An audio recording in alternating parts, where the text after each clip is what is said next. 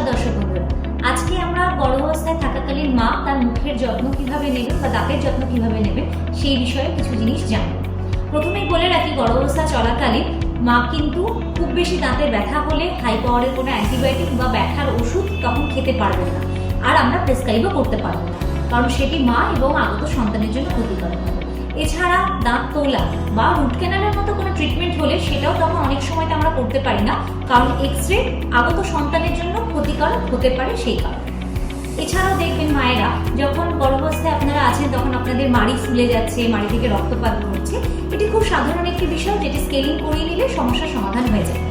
এছাড়াও যখন আপনারা প্রেগনেন্সি নিয়ে প্ল্যানিং করছেন তার আগে যেরকম একবার জেনারেল হেলথ চেক আপ করা, তখন চেষ্টা করবেন একবার রুটিন ডেন্টাল চেক আপটাও করিয়ে নিতে, যাতে পুরো এই ফেজটাতে আপনার দাঁতের আর কোনো সমস্যা যাতে না থাকে।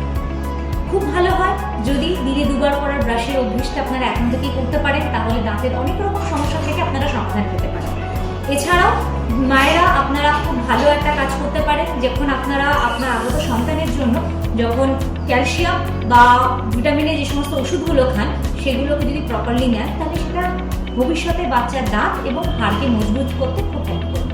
এই বিষয়ে যদি আরো কিছু জানতে চান তাহলে আপনারা সুশ্রুত মেডিলাইফের সাথে যোগাযোগ করতে পারেন। সুশ্রুত মেডিলাইফ এখন সল্টলেক, কামালগাজী এবং বহরমপুর তিনটি জায়গাতেই ওপেন হয়ে রয়েছে। আর এদের কন্ট্যাক্ট নাম্বার হলো 6289438881।